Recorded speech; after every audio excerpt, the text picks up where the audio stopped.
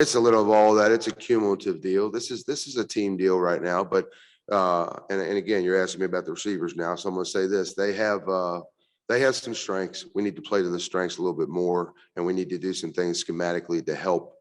If we have a guy that doesn't release well, we got to do some things to help him get off the ball.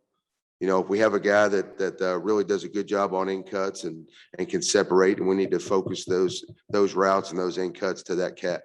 If we have a vertical guy, then we're going to have to scheme it a little bit more specifically from a personnel standpoint to try to cater to their strengths and not what they're not doing well right now.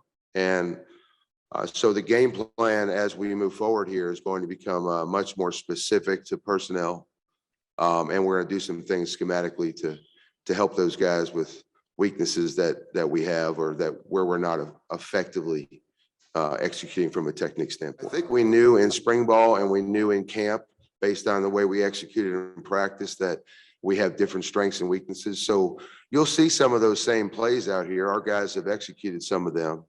I don't call them as often because they don't play to our strengths. So we've been running some different things and doing some different things with those guys to try to promote what they do well. And I think the next step for us is to completely personnel plays to guys that are excelling in certain areas. So we have a guy that's not well-rounded, Greg, at everything.